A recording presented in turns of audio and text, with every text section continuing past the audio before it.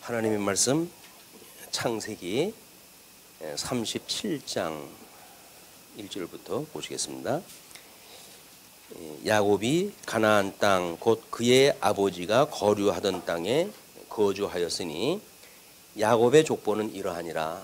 요셉이 70세의 소년으로서 그의 형들과 함께 양을 칠 때에 그의 아버지의 아내들 비라와 실바의 아들들과 더불어 함께 있었더니 그가 그들의 잘못을 아버지에게 말하더라. 요셉은 노년에 얻은 아들이므로 이스라엘이 여러 아들들보다 그를 더욱 사랑함으로 그를 위하여 채색 옷을 지었더니 그의 형들이 아버지가 형들보다 그를 더 사랑함을 보고 그를 미워하여 그에게 편안하게 말할 수 없었더라. 우리 37장서부터는 일단 장면이 바뀌게 되어집니다. 우리 12장서부터 36장까지 열조와의 언약이라고 이렇게 구분을 지었는데요. 1장서부터 36장까지 열조와의 언약. 그런데 이제 37장서부터입니다. 37장서부터 창세기를 지나가지고 출애굽기 18장까지예요. 이 출애굽기 18장까지 열조와의 언약이 아니라 선민의 번성과 출애굽으로 되어 있습니다. 선민, 번성, 그 다음에 출애굽.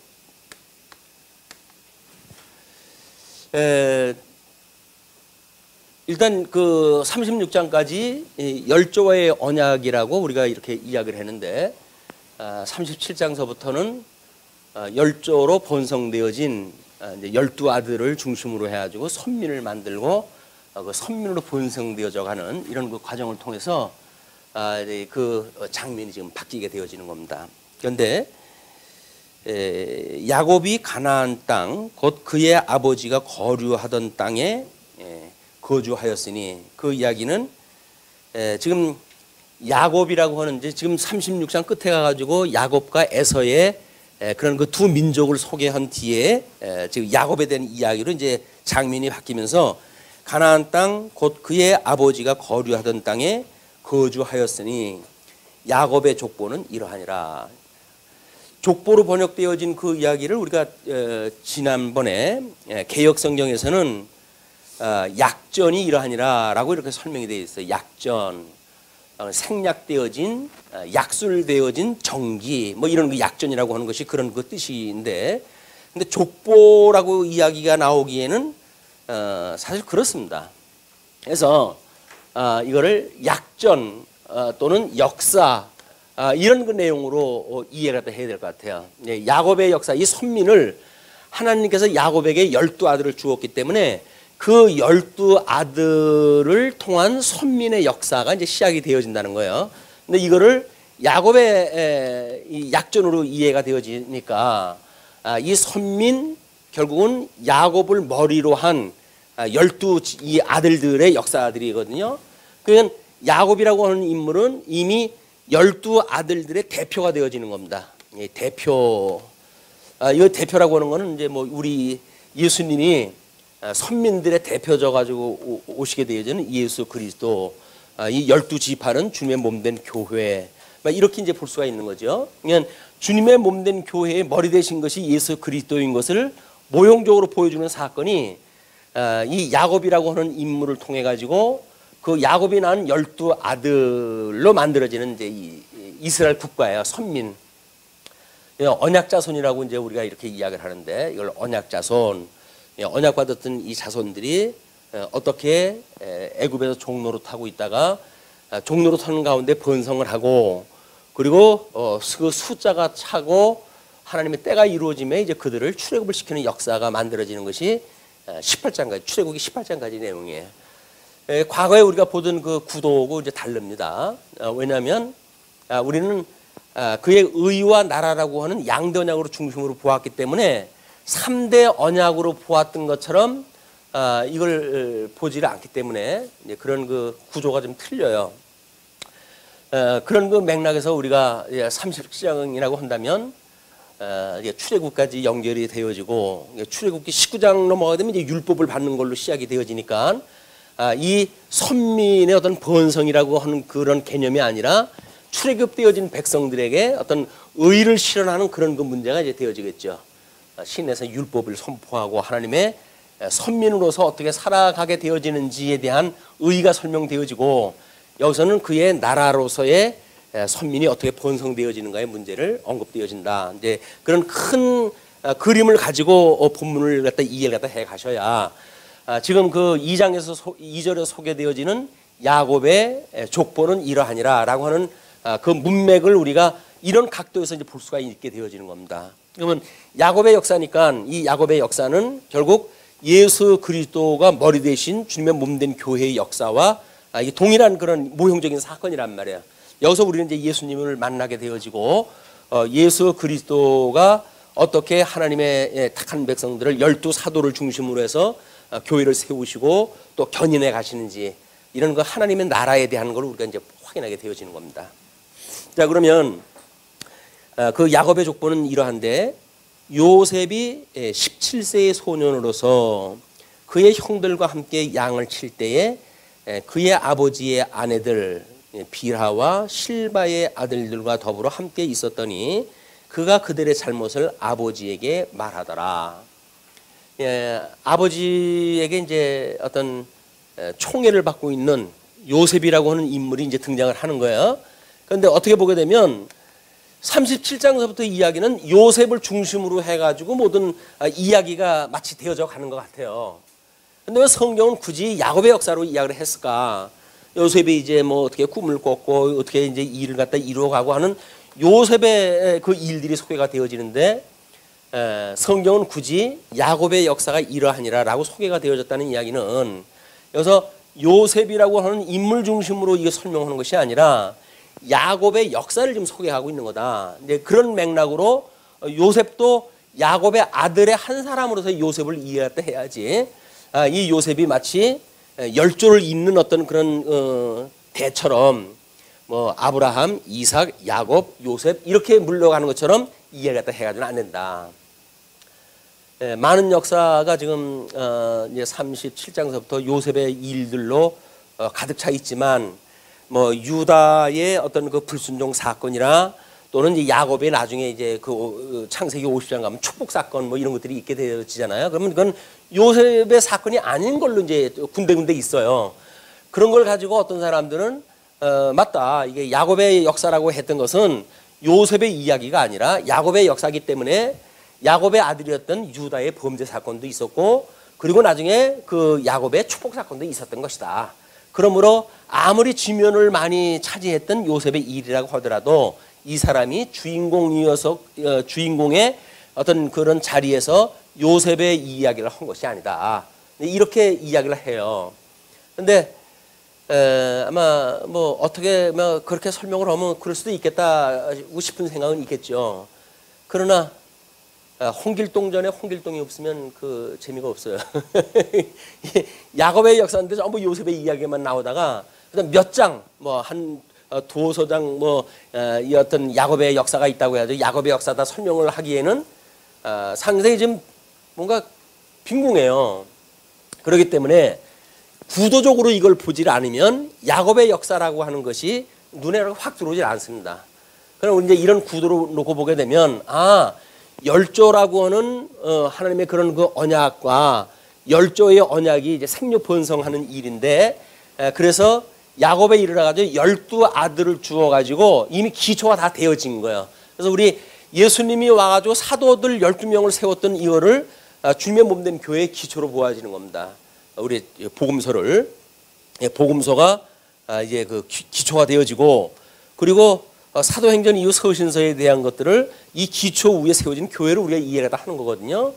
그러니까 이 야곱의 문제도 이미 12아들이라고 하는 걸 통해 가지고 이 선민 그 언약 자손들을 중심으로 해서 이게 성취해 나가고 그다음에 이제 본격적으로 우리 뭐 룻기로부터 해가지고 하나님 나라를 만들어 갈 때에는 전부 이 선민 국가에 대한 이야기란 말이야. 선민에 대한 이야기, 그다음에 이제 가나안 땅 건너가 가지고 이루어지는 일들이 선민 국가에 대한 이야기이기 때문에 이런 맥락으로 큰 구도를 놓고 이걸 보시면 이제 그 전체 구도가 이렇게 눈에 들어오실 겁니다. 자, 그런데 자전 그 일이 뭐 그렇게 되려고 요셉은 라헬이라고 하는 야곱이 사랑하는 아내, 이 아내인 라헬의 이 장남 출신 아니 요셉이 그에는 끔찍이 아마 요셉을 사랑했던가 봐요 야곱이. 그것도 뭐 지네 엄마 잃고 자라나는 아이가 얼마나 안쓰럽겠어요. 뭐 이런저런 뭐 인간적인 조건 가지고도 야곱이 꽤나 이제 그 사랑을 했고 사랑을 했는데 채색 옷을 해 입을 정도로 특별히 몸단장을 시킬 정도로 사랑을 했다고 하는 그런 그 일이 개인적으로는 뭐 자기가 칭찬을 받고 야곱에게 사랑을 받는 자리에 있었지만 그 일로 인해 가지고 만들어지는 일이 예사치가 않습니다. 그 일이 그래서 이 요셉의 어린 시절이 아버지한테 사랑을 받고 총애를 받았던 그 어린 시절과 달리 이제 애굽에 팔려가는 그런 그 역사가 있게 되어지고 물론 또 팔려갔다고 하는데도 불구하고 하나님께서 은혜를 주어가지고 그 애굽의 국무총리가 되어지게 만들잖아요. 하나님께서 이미 열조에게 안역을 약속을 갖다 했을 때 이 아브라함한테 하나님이 약속을 갖다 하신 것이 내가 너희들을 이제 이방 나라에 보내가지고 400년 동안 종노릇을 하게 할 거야. 너희들이 4대 만에 거기서 나올 것이다. 이렇게 이야기를 갖다 했단 말이에요. 이 약속이 지금 이루어지는 과정들이 복잡을 한 거예요. 이렇게 여러 가지로 복잡한 역사가 지금 시작이 되어진 겁니다. 자, 그러면 요셉은 노년에 얻은 아들이므로 이스라엘의 여러 아들들보다 그를 더 사랑함으로 그를 위하여 채색 옷을 지었더니 그의 형들이 아버지가 형들보다 그를 더 사랑함을 보고 그를 미워하여 그에게 편안하게 말할 수 없었더라. 편안하게 말할 수 없었다는 이야기는 속내를 말할 수 없었다 그 이야기예요. 형식적인 이야기, 형식적인 이야기만 하고 속내는 이걸 말할 수가 없었던 거야. 자, 그런데 5절로부터 11절 보게 되면 이제 요셉의 두 가지 꿈이 소개가 되어집니다. 요셉이 꿈을 꾸고 자기 형들에게 말하며 그들이 그를 더욱 미워하였더라. 왜냐면 꿈 내용까지 이제 이게 아주 밥맛이에요. 요셉이 그들에게 이르되 청하건대 내가 꾼 꿈을 들으시오. 우리가 밭에서 곡식단을 묶더니 내 단은 일어서고 당신들의 단은 내 단을 둘러서서 절하더이다. 이렇게 꼭 밉상의 이야기를 갖다 했어요. 그의 형들이 그에게 이르되 이제 이게 아버지 앞에서 최소한의 요셉의 이야기를 반박하는 이야기인데 내가 참으로 우리의 왕이 되겠느냐, 참으로 우리를 다스리게 되겠느냐 하고 그의 꿈과 그의 말로 말미암아 그를 더욱 미워하더니 말하는 것마다 이제 밉상인 거예요. 이게 자꾸 악이 쌓여야 나중에 잡아 죽이는 데까지 이게 악심이 들어갈 거거든요. 그러니까 여기서부터 아주 채색 옷을 해 입히고 뭔가 총애를 받고 편애의 그런 그 어떤 가정 문화를 시작을 하고 거기다 요셉이 꿈꾼 얘기 뭐 이런 것들이 자꾸 누적되어지는 거예요. 이제 그래가지고 어느 폭발점이 되어지게 되면 저놈 죽여라 하는 데까지 이제 가게 되어지는 거거든요. 아직은 이제 그때가 아니에요. 이제 근데 요셉이 다시 꿈을 꾸고 그의 형들에게 말하여 이르되 내가 또 꾼 꿈을 꾼즉 해와 달과 11별이 내게 절하더이다 하니라. 이제는 아버지 엄마까지 끌어다가 이제 났어요. 그가 그의 꿈을 아버지와 형들에게 말하며 아버지가 그를 꾸짖고 그에게 이르되 내가 꾼 꿈이 무엇이냐? 나와 내 어머니와 내 형들이 참으로 가서 땅에 엎드려 내게 절하겠느냐? 이렇게 이야기를 했죠. 나와 내 어머니와 이제 이 두 당신까지 포함이 되어지니까 야곱이 좀 서운했던 거예요. 뭐 아들끼리 그런 그 이야기했을 적에는 회심의 미소를 지지 않았을까요? 허허 그 녀석 뭐 이래가지고 회심의 미소를 다 했을 거야. 근데 당신이 들어가니까 나와 내 어머니와 내 형들이 참으로 가서 땅에 엎드려 내게 절하겠느냐? 그렇게 이야기를 하니까 이제 아버지는 그래야 꾸짖었어요. 그랬더니 그의 형들은 시기하되 그의 아버지는 그 말을 간직해 두었더라. 사랑하게 되면 눈이 멀어요. 그래가지고는 꾸짖을 땐 꾸짖었다고 하더라도 요셉이 말한 것이 한 번도 아니고 두 번씩 이해했다 했으니까 저놈이 저 꿈이 무슨 얘기일까라고 해서 이제 마음에 둔 거죠. 그렇지만 이 상대 역할을 갖다 하는 형들은 시기심으로 해가지고 이제 상대적 관계니까 아버지하고는 절대적 관계지만 형제들끼리는 이제 상대적 관계 아니겠어요. 그래서 시기심이 이제 불일 듯 일어난 겁니다. 이미 시기심은 이때 시작이 되어진 거예요. 그런데 12절로 17절 야곱의 심부름 사건이 이제 소개가 되어집니다. 그의 형들이 세겜에 가서 아버지의 양떼를 칠 때에 이스라엘이 요셉에게 이르되 내 형들이 세겜에서 양을 치지 아니하느냐 너를 그들에게 보내리라. 요셉이 아버지에게 대답하되 내가 그리 하겠나이다. 또 아버지의 말은 잘 들어요. 미워할 이유가 없죠. 이스라엘이 그에게 이르되 가서 내 형들과 양떼가 다 잘 있는지를 보고 돌아와 내게 말하라 하고 그를 헤브론 골짜기에서 보내니 그가 세겜으로 가니라. 이 신부는 보낼 그 사건이 아니잖아요. 지금까지 잘 그 양물이 다 치고 해 왔었는데 그날따라 요셉을 보낸다고 해도 뭐 상황 달라질 거 없잖아요. 근데 왜 요셉을 신분을 갖다 보낼 마음이 야곱에게 생겼을까? 이미 하나님께서 역동적으로 이 아브라함에게 했던 약속을 이제 이루실 때가 된 거예요, 이게.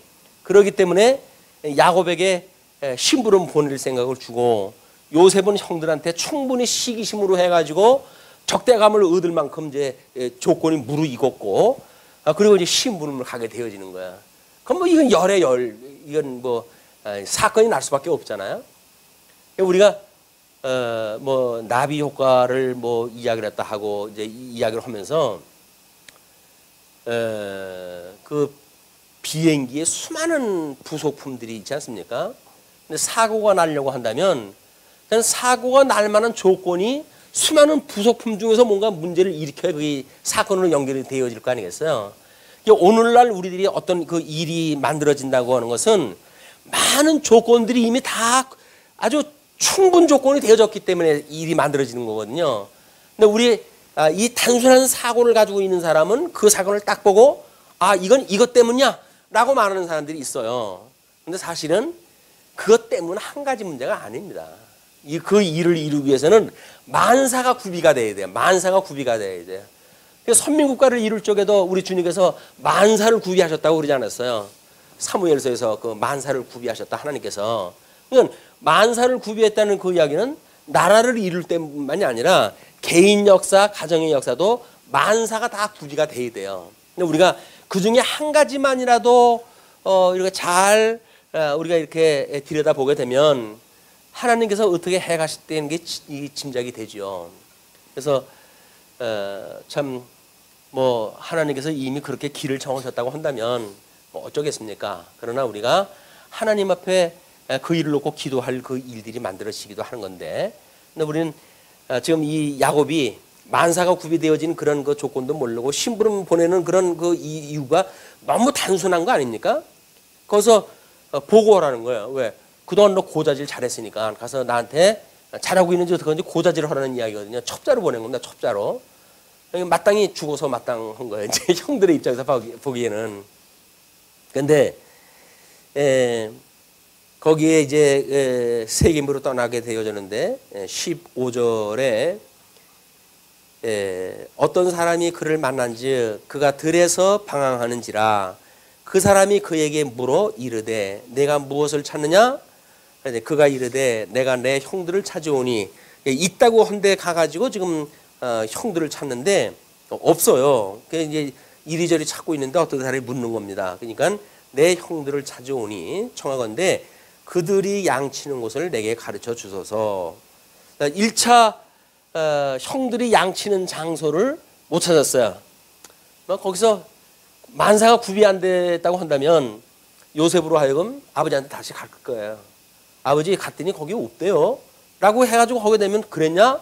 내 이놈들 오면 한번 물어보지 뭐 이런 그 일이 있었을 텐데 굳이 사람한테 물어보잖아요. 굳이 지금 요셉은 애굽으로 팔려가는 그 길을 자기가 아주 적극적으로 지금 그 길을 가는 거예요. 우리들이 망하는 길도 우리가 적극적으로 망하는 길로 가는 겁니다. 가기 싫은 걸 갖다 억지로 누가 등 뛰면서 간 거 아니에요. 우리가 망하는 길을 우리는 아주 적극적으로 그 길을 가고 있는 거예요. 우리 그 일상사를 통해 가지고 만들어지는 그 일들 하나님 앞에 기도할 때 마치 나는 원치 않는 길로 갔다고 이해했다 하는데 원치 않은 대로 가는 사람이 누가 있겠어요? 아담이 하나님 앞에 범죄를 갖다 저지르고 하나님을 두려움으로 해가지고 그늘 속으로 숨잖아요. 그늘 속으로 숨는다는 이야기는 뭐예요? 적극적으로 자기 보호의 방법인 거예요. 이게 하나님이 두려우니까 노출되어지게 되면 하나님 앞에 혼나니까 혼나지 않는 방법은 뭡니까? 그늘로 숨는 거예요. 숨는다고 해도 하나님이 못 보는 것도 아니에요. 그러나 당장은 지금 가장 이 코앞에 이 사건을 면해야 될 거 아니겠어요? 그래서 사람은 이 한 치 앞도 보지 못하는 아주 최근시안을 가지고 있는 미련 곰탱이들입니다. 사람이 한 치 앞에 뭐가 일이 일어날지 모르는 거예요. 그러니까 우리가 식은 소리도 하고 살지. 일어날 걸 뻔히 알면서 우리가 식은 소리 오면서 어떻게 살겠어요? 왜? 아니 뭐 몇 달 뒤에 그 사건이 일어나가지고 왜 그렇게 말하더니 금방 당할 거 아니겠어요? 그걸 알면서 어떻게 이야기를 해요? 그렇게 안 일어날 걸 우리는 굳게 믿고 그렇게 상대방을 갖다 없이 여기고 뭐 식은 소리를 갖다 하는 거거든요. 그러니까 우리가 할 수만 있으면 하나님 앞에 정말 뭐 덕을 빌고 복을 빌고 이렇게 하는 그런 그 길이 가장 안전한 길인 거예요. 뭐 그 사람 비난해가지고 그 사람이 망한다고 한들 자기한테 돌아오는 이익이 아무것도 없어요. 그럴 바에야 하나님께서 뭐 복 빌려고 했는데 실컷 복 빌게 되면 뭐 하나님께서 누가 압니까? 만에 하나 빌든 복에 의해 가지고 착하고 충성된 종이로구나 이렇게 칭찬하다 해주실지. 근데 굳이 복 받지 못할 일을 갖다 할 이유가 없잖아요. 근데 우리는 우정 그러고 살아요. 왜? 그렇게 해야 이 꼬부라진 내 심정이 뭔가 좀 위로가 되어지거든요. 상대방에 대해 물론 핥혀놓고 또는 뭐 음모를 갖다 좀 이렇게 해놓고 이렇게 돼야 혹시 나는 아주 그렇지 않은 것처럼 다른 사람 앞에 의인년 이렇게 살아갈 수가 있기 때문에 우리는 그렇게 자신을 속이는 일이에요. 이게 자신을 속이는 그런 그 일일진데 다른 사람인들 얼마나 속이겠어요 우리가. 나를 속이는 일인지 뻔히 알면서도 그렇게 가는 바에야 할 수만 있으면 정말 우리가 진리를 증거하고 복을 빌고 그냥 그런 일을 하다가 가게 되면 뭐 우리 주님 앞에 가서 넌 뭐 하다 왔니? 바보같이 살다가 왔어요. 뭘 바보처럼 살았는데 나를 미워하는 사람 복 빌고 그러다 왔습니다. 그리고 주님께서 그때 내가 너 옆에 있었어. 내가 그거 너한테 시켜준 거야. 주님께서 그럴 거 아니겠어요? 근데 그렇지 않고 뭐 영악을 떨고 뭐 여기서 수 한 번 쓰게 되면 뭔가 얻어질 것처럼 대한민국의 90%는 사실 전부 백 없는 사람이 힘없는 사람들이에요. 근데 왜 세상은 10%가 추구하는 대로 끌려갈까요? 아니 90%라 되는 많은 사람들이 싫어 난 그렇게 안 살 거야. 난 너희들이 요구하는 대로 안 갈 거야 라고 하면은 되지 않겠어요? 근데 10%가 이제 끌고 가는 모든 문화 속에 우리는 그렇게 해야 내가 그 사람들 축에 낀 것처럼 오해를 갖다 해가지고 그 사람들이 미혹한 대로 끌려가는 거예요. 그렇게 사는 것이 아니야. 아무리 성경에서 이야기했어도 그래도 그 사람들 힘 있는 사람 말을 들어야 떡 하나라도 얻어먹지 라는 생각을 가지고 그러는데 그 사람들 떡 안 줍니다. 떡 준다고 떡 주면 안 잡아먹지 했더니 여우가 늑대가 안 잡아먹습니까? 하나씩 다 빼먹고 언젠간 죽여요. 그럴 때 처음서부터 죽이려면 죽여 어차피 죽을 건데 라고 해가지고 덤벼들어야 자존심이라도 우리 지키고 죽을 텐데 떡 하나 주면 안 잡아먹지. 그래 떡 하나 주고 그러다 떡 다 뺏기고 그리고 끝내 자기까지 목숨까지 잃어버리잖아요. 이게 빠질 수밖에 없는 길인지를 모르고 우리가 한 발자국 한 발자국 빠져가는 미혹의 영에 빠져져 있는 사람들의 모습이다. 우리 한국 교회에 이제 오염되어지는 문제도 아니 그런 방법을 쓰면 교인들이 는다고 그러는데 그런 미혹에 당당할 사람이 누가 있겠어요? 진리도 별로 뭐가 뭔지 뭐 그게 그거지라고 싶은데 여기서 이렇게 뭐 방언을 갖다 하고 이런 성령 은사를 갖다 하고 이런 문제가 있으면 사람들이 군대처럼 몰리더라라고 그러면 그 사람이 뭐 바보처럼 산다고 한다면 뭐 그러게 그 일이 내 일입니까? 교회가 잘 되고 그러는 게 내 일입니까? 주님의 일이지. 근데 제가 그 일을 다 왜 하겠어요? 라고 영악을 떨게 되면 그 일을 다 왜 하겠어요? 근데 그 자기 일처럼 보이는 거예요. 그래서 또 그렇게 하면은 자기를 갖다 떠받들잖아요. 뭐 이거 예수님 2인자나 되는 것처럼 떠받드니까 세상에 그런 그 맛을 어디서 볼 수가 있어요. 야, 이게 세상에 내가 그래도 힘없는 사람인데 교회 들어가도 이 일을 갖다 하니까 내가 이 자리까지 오는구나. 세상에 나가면 대통령이나 이런 대우를 받을까. 이건 뭐 교회에서 이런 대접을 누가 받겠어요. 그러니까는 최선을 다해서 그쪽으로 가는 거예요. 한 발 빠지고 두 발 빠지고 나중에는 돌이킬 수 없는 데까지 가게 되어지는 것이 이 문화에 미혹되어지는 우리들의 속성 문제입니다. 정신을 바짝 차려야 되는데 우리가 하나님께서 우리들한테 정말 전심을 다하여 때로는 뭐 열심을 다하여 이렇게 이웃을 사랑하라 이렇게 이야기도 하고 전심을 다하라라고 그러는데 우리 위로는 하나님을 사랑하고 이웃을 내 몸같이 사랑하라고 했을 때 앞에 수식하는 용어가 뭡니까? 내 마음과 정성과 뜻과 모든 걸 다 해가지고 그걸 갖다 허라거든요. 그 이야기는 하나님의 이 뜻에 우리의 생각을 모으는 일을 초집중을 갖다 허라는 거예요. 우리 아주 수많은 이런 만사가 있는데 이런 그 만사를 우리가 이루며 살아갈 때 모든 뜻이 여기다가 포커스가 맞춰져야 된단 말이에요. 그러니까 전심을 다해야 되는 거예요. 우리 목숨을 여기다 걸어야 되는 거예요. 마음을 우리가 다 해야 되는 거예요. 여기다가 뜻을 다하고 정성을 다하고. 그런데 뭐 물 한 것 떠놓고 우리가 정성을 비우는데도 우리가 참 정성을 다하는데 하나님 앞에 예배 드리는데 뭐 정성은 무슨 정성이에요. 이렇게 그냥 참석을 하면 됐지 뭐 어떻게 더 정성을 또 한단 말입니까?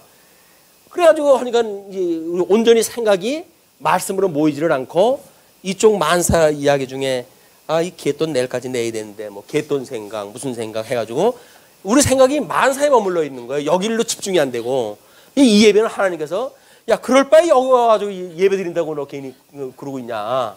그냥 집에 가서 있지. 이렇게 이야기가 되어지는 거거든요. 근데 뭐 어차피 우리가 이거 만사 해결하려고 교회 온 거 아니에요? 교회 오면 복 준다 그러더라. 뭐 건강하게 만들어 준다 그러더라. 뭐 이렇게 이야기 되어졌기 때문에 왔다고 한다면 뭐 이 생각이나 똑같다고 생각을 했다 하니까 그럴 수도 있겠지만 우리는 이미 하나님의 선한 뜻으로부터 영적 예배가 시작이 되어진다 그랬단 말이에요. 이 영적 예배는 만사를 통해 가지고 하나님의 선한 뜻이 무엇인가를 분별하고 하나님 앞에 예배드리는 일이니까 우리는 이 만사를 구별하고 분별할 수 있는 이런 어떤 하나님의 말씀을 이해할 수 있는 또 이 특별 계시를 이해할 수 있는 우리의 은혜를 받았단 말이에요.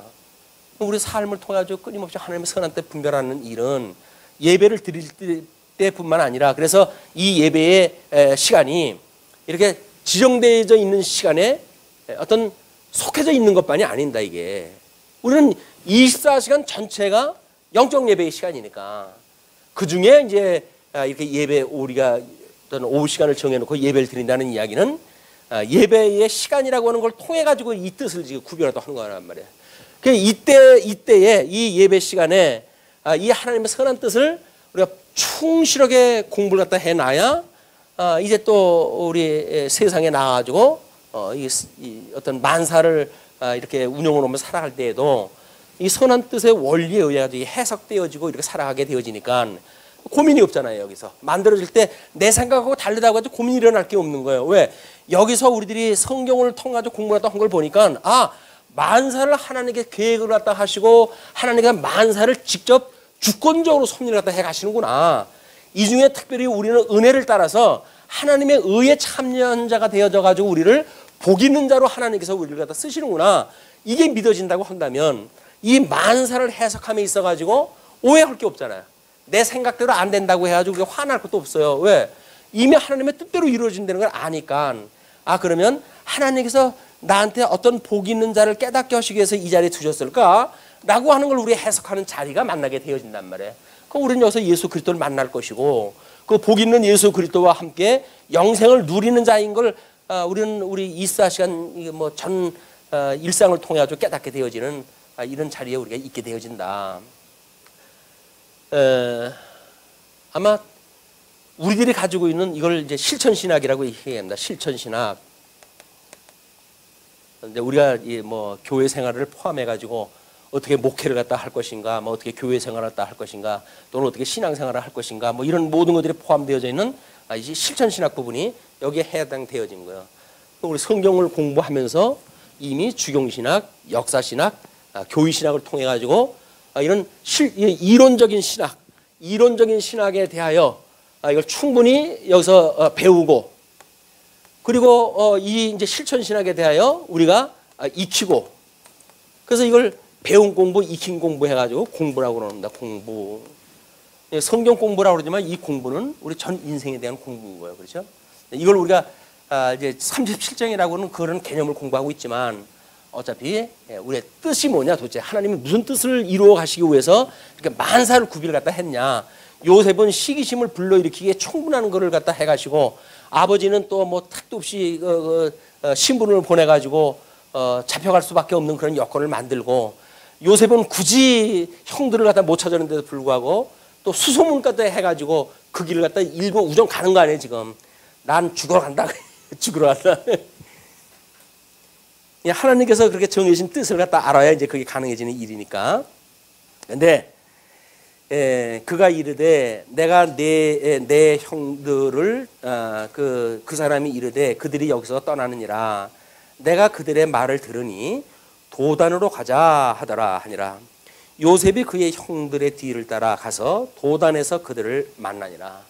도단까지 건너가지고 이제 만났어요.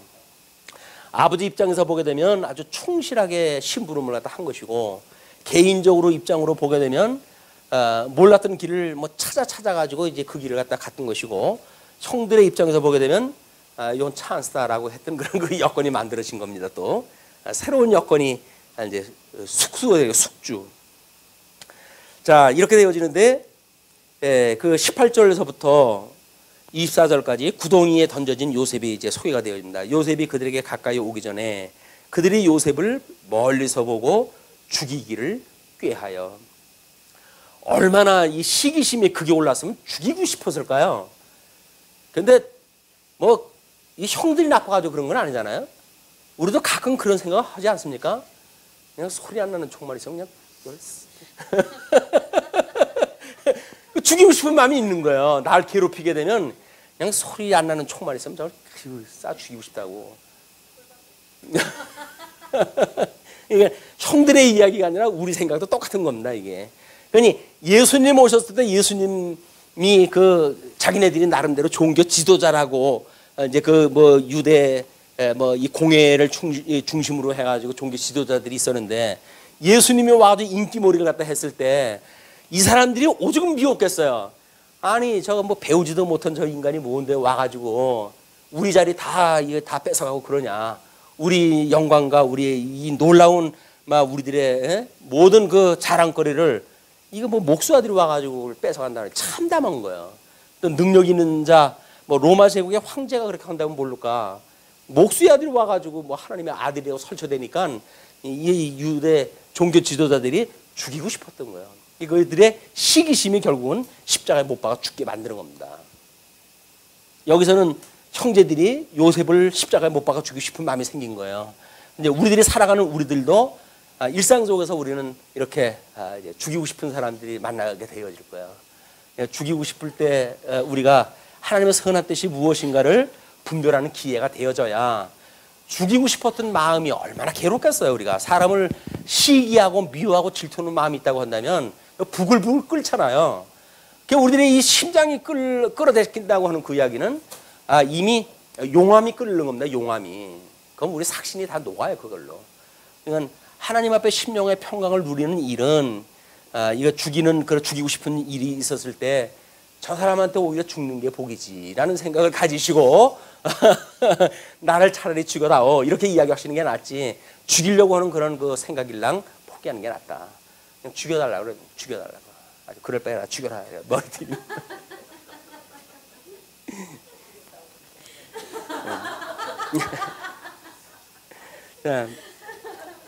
예, 서로 이르되 꿈꾸는 자가 오는도다. 이게 그 별명이 꿈꾸는 자예요. 꿈꾸는 자. 이제 우리가 이 꿈꾸는 문제로 해가지고 예수님 오셨을 적에도 뭐 서신서에서 전부 꿈으로 해가지고 이상이 나타나고 이렇게 보여주잖아요. 그런데 예수님이 오시고 주후 100년경 이제 성경이 기록이 되었어요. 성경이 완전히 1.1에 더하거나 감할 수 없도록 특별 계시는 뭐 우리 타락한 이후로부터 뒷날까지 전부가 특별 계시의 사건에 이게 하나님께서 타락한 백성들한테 하나님의 이 섭리가 무엇인가를 계시하셨던 역사란 말이에요. 근데 그거를 모세 1500년서부터 100년까지 약 1600년간에 걸쳐가지고 성경으로 묶어냈어요. 그거를. 그래가지고 특별 계시를 기록한 성경이 되어졌기 때문에 이제는 특별 계시의 특별한 역사를 우리한테 보여줄 이유가 없어요. 그러니까 지금도 이제 오전에도 이야기를 했지만 뭐 귀신을 내쫓는다는 둥, 뭐 죽은 자를 살린다는 둥, 방언을 말한다는 둥 이런 게 필요가 없단 말이에요. 이게 꿈꾸는 문제도 마찬가지인 거야. 그럼 방언이라고 하는 문제가 만약에 너희들이 두세 명이 방언을 갖다 할 때 다른 사람이 순서가 오게 되면 차서를 따라서 차례차례 해라. 그리고 교회에 방언 통역하는 사람이 없으면 하지 마라. 이렇게 이야기가 되어진 건 뭡니까?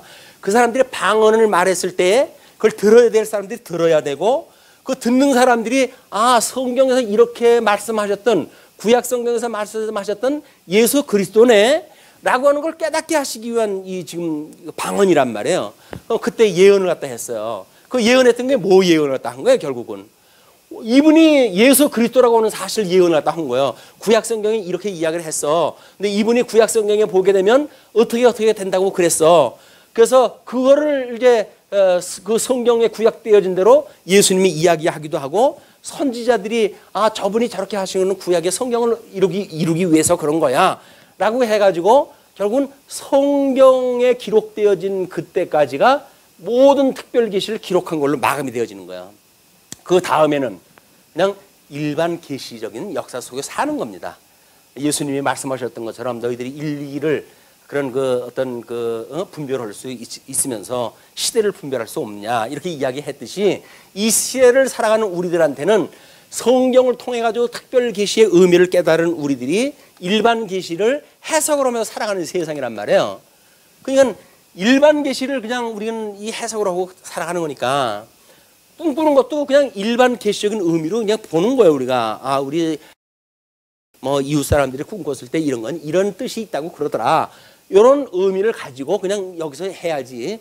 이걸 이쪽까지 끌고 오거나 이쪽까지 끌고 오게 되어지게 되면 계시관에 대한 오해가 만들어지는 거예요.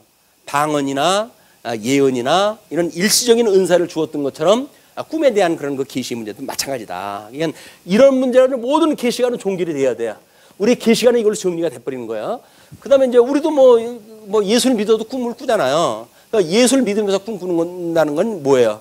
우리한테 특별 계시를 갖다 주신 것이 아니라 그냥 일반 사람들이 꿈꾸는 것처럼 계시를 갖다 주는 거예요. 그러니까는 김경희 집사님이 사모한테 아주 혼났다고 그러더라고요. 매를 맞는 꿈을 꿨다고 그러시던데. 아니 사모가 뭔데 저 집사님 그 하늘 같은 집사님을 갖다가 매를 갖다 칩니까? 꿈에서라도 사탄아 물러가라 뭐 이렇게 나와야 되는 거 아니에요? 그래 순종하는 마음으로 해가지고 제가 맞았다고 이야기를 또 하시는 걸 보고 아니 우리 김 집사님 왜 이렇게 친노예적인 그런 그 생각을 가지셨을까? 아니 사모 아니라 목사가 만약에 친다고 하더라도 너나 잘해 이렇게 이야기 해야지. 거기다가 제가 맞을 짓을 했죠 라고 해가지고 맞는 거는 꿈에서라도 이건 틀린 얘기예요.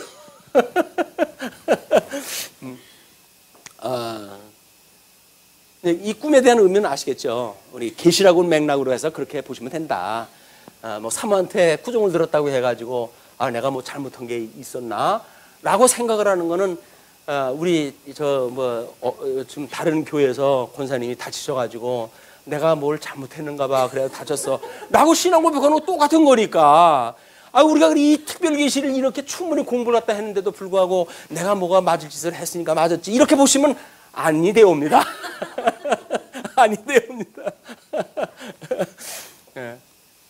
우리들한테 무엇인가 뭐 여기서 일상에서 일어나는 일들이니까 하나님의 뜻을 깨닫게 하시기 위해서 주신 건 맞지요. 그러나 뭘 내가 잘못해서 죄값으로 주었든지 이런 그 이야기는 농이라도 우리 하지 말자. 웃자고 하는 이야기가 섞였지만 이런 그 이야기는 왜 계시관이 오해되어지고 그걸 진지하게 받아들이는 사람이 있다고 한다면 그 친구가 이건 이제 오해를 갖다 할 거 아니에요.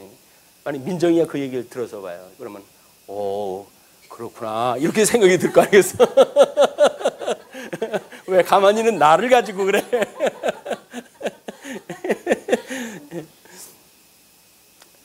자 이게 이제 그렇게 이야기를 했더니 그 형들이 꿈꾸는 자가 오는도다. 자 그를 죽여 한 구덩이에 던지고 우리가 말하기를 악한 짐승이 그를 잡아먹었다 하자.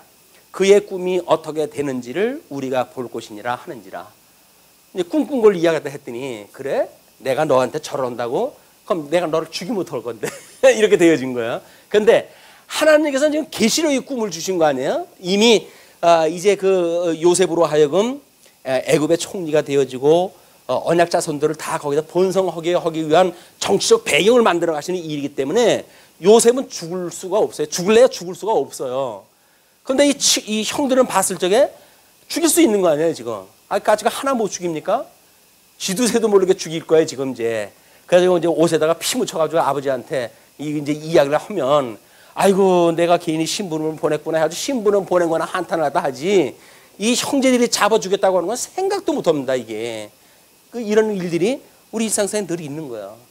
쥐두새도 모르게 못할 일들이 있어요. 그럼에도 불구하고 하나님께 계획하는 거라고 한다면 죽일 수가 없는 겁니다. 그러나 그들은 그렇게 이제 본 거예요. 그러면서 이제 그를 죽이자 이렇게 이야기를 한 겁니다. 그래서 그를 죽여 한 구덩이에 던지고 우리가 말하기를 악한 짐승이 그를 잡아먹었다. 이게 아버지한테 이야기하자 그 얘기죠. 루벤이 듣고 루벤은 장남이에요. 이제 레아의 장남. 그러니까 12아들 중에 제일 또 장남이죠. 루벤이 듣고 요셉을 그들의 손에서 구원하려 하여. 이게 그래도 큰아들인 거예요. 그래도 큰아들인 거예요. 이제 일반적인 그 입장에서 보게 되면 그래도 큰아들이 자기의 책임으로 돌아올 거 아닙니까? 넌 도대체 뭘 했길래 네 동생이 잡아먹여 죽이는데도 아무것도 한 게 없냐라고 해서 큰아들이 그걸 책임을 져야 되니까 루벤이 듣고 요셉을 그들의 손에서 구원하려 하여 이르되 우리가 그의 생명은 해하지 말자. 이렇게 이야기를 합니다. 그러면서 루벤이 또 그들에게 이르되 피를 흘리지 말라. 이 피를 흘리지 말라고 하는 그 이야기는 이 오래전서부터 내려져 왔던 불문율입니다. 그 피에 생명이 있는 것이야. 피채 먹지 말고 뭐 이런 그 이야기는 노아 홍수 이후 때로부터 이제 주어진 계명이기 때문에 그 피를 흘리지 말자. 또 그를 광야 구덩이에 던지고 손을 그에게 대지 말라 하니 이는 그가 요셉을 그들의 손에서 구출하여 그의 아버지에게로 돌려보내려 함이었더라. 형제들을 설득할 그런 그 자신은 없었고 어떻게든지 책임은 자기가 면해야 되겠고 그 방법은 몰래 걔를 살려가지고 아버지한테 돌려보내려고 그런 게 술을 갖다 쓴 거죠. 근데 요셉의 형들에게 이름에 그의 형들이 요셉의 옷, 곧 그가 입은 채색 옷을 벗기고 그를 잡아 구덩이에 던지니 그 구덩이는 빈 것이라 그 속에 물이 없었더라. 물이 없는 구덩이, 그건 사막이에요. 사막에서 물이 없는 구덩이에다 던졌다고 하는 그 이야기는 그 사막을 갖다 일으키는 겁니다. 거기 던져버렸어요. 그들이 이제 그건 요셉은 완전 죽은 겁니다. 요셉은 이미 죽은 거예요. 이제 죽은 목숨인 거야. 네, 거기 부활의 역사가 어떻게 일어나는지는 이제 그 뒤에 일어나겠지만 여태간 그건 이제 죽음의 역사가 일어난 거예요. 그런데 25절서부터 28절까지 애굽에 팔려가게 되어집니다. 그들이 앉아 음식을 먹다가 눈을 들어 본즉 한 무리의 이스마엘 사람들이 길르앗에서 오는데 그 낙타들의 향품과 유향과 몰약을 싣고 애굽으로 내려가는지라. 그러니까 애굽으로부터 해가지고 이쪽에 그 이 사람들이 이야기했던 이스마엘 자손이라고 하는 것이 지금 북쪽에서 온 사람들이란 말이에요. 예, 길앗 뭐 이런 쪽에서 이제 온 사람들이니까 우리 욥기에서도 욥의 그 재산을 뭐 강탈해가는 그 두 부류가 나오잖아요. 예, 한쪽은 애굽에서 올라오는 장사꾼들, 한쪽은 북쪽에서 내려오는 장소꾼들에 의해 가지고 모든 재산을 잃게 되어지는데 여기에 이제 그 사람들이 온 거예요. 그런 그 부류의 장사꾼들이. 근데 그 26절 유다가 자기 형제에게 이르되 우리가 우리 동생을 죽이고 그의 피를 덮어둔들 무엇이 유익할까?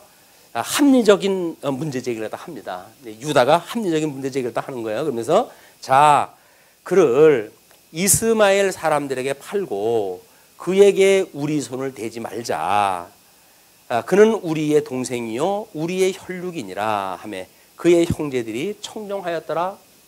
이런 이해관계가 있을 적에도 합리적인 문제 제기를 해가지고 자기의 어떤 목표를 달성하는 이런 그 합리적 사고도 하나님께 주셔야 되는 거예요. 이게 하나님께 주시지 않으면 감정만 가지고 이제 뭐 형제들끼리 뭐 싸움이 일어날 수가 있고 그런데 합리적인 문제 제기를 하고 우리 혈육지간인데 우리 손대지 말고 팔아버리자 이렇게 이야기를 하는 겁니다. 그때 당시에 이제 종으로 팔게 되면 애굽으로 갈 건데 이제 북쪽에서 온 사람들이니까 그쪽을 거쳐가지고 애굽으로 내려갈 사람들은 아니겠어요? 그럼 애굽으로 노예로 팔려간 사람이 자기 아버지 만날 확률은 거의 이건 제로입니다.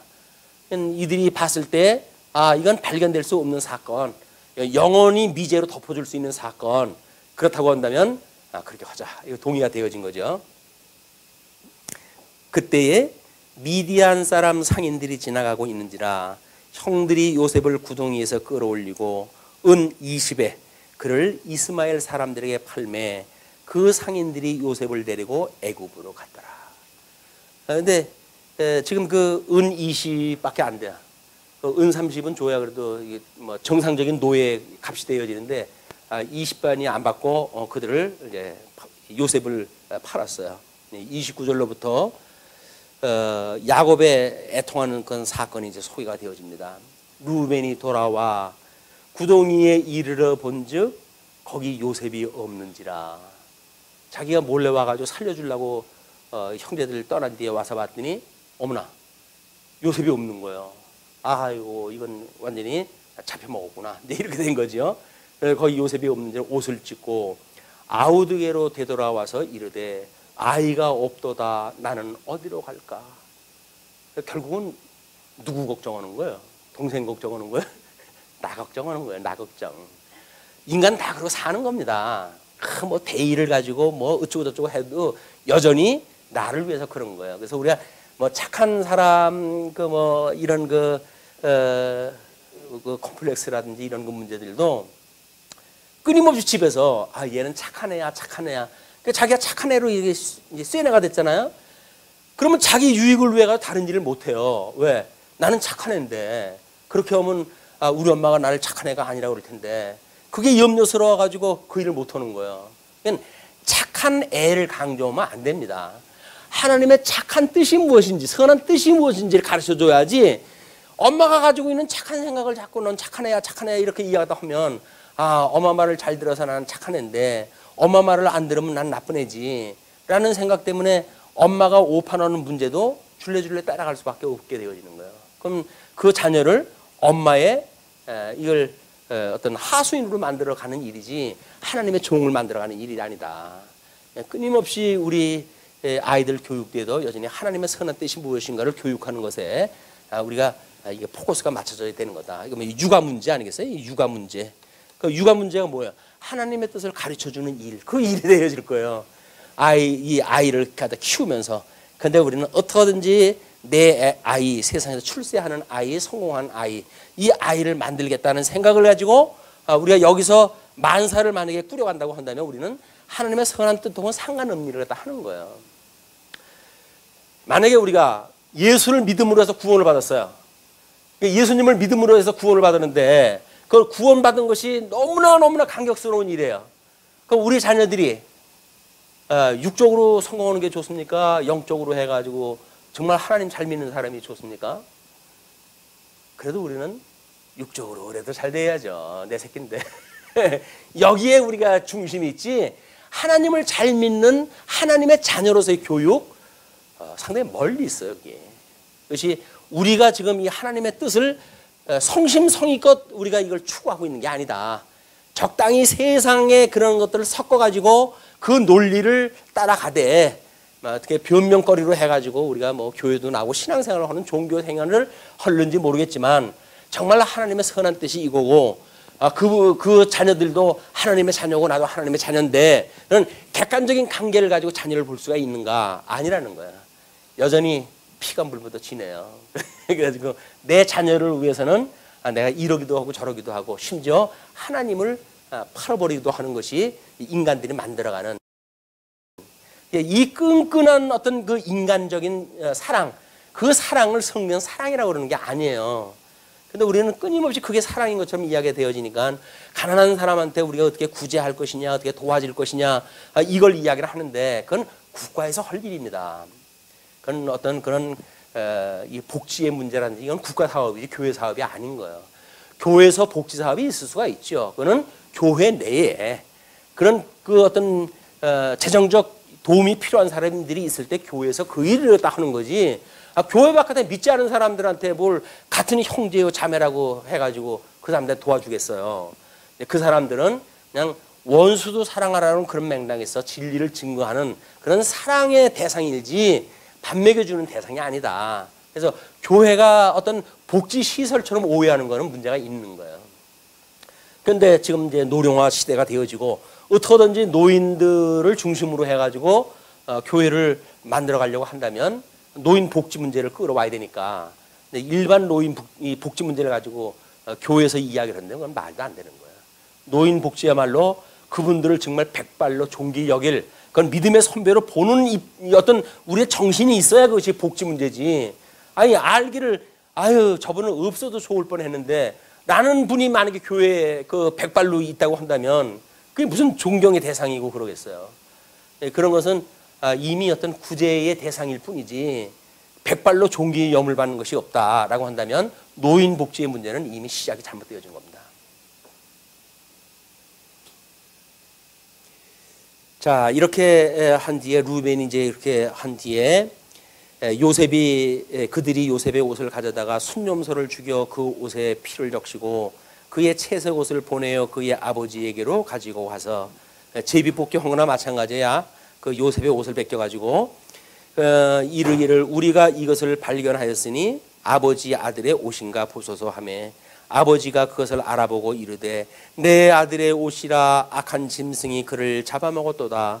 요셉이 분명히 찢겼도다 하고 자기 옷을 찢고 굵은 배로 허리를 묶고 오래도록 그의 아들을 위하여 애통하니 그의 모든 자녀가 위로하되 이게 뭐 병 주고 약 주고 그의 모든 자녀가 위로하되 그가 그 위로를 받지 아니하여 이르되 내가 슬퍼하며 스올로 내려가 아들에게로 가리라 하고 그의 아버지가 그를 위하여 울었더라.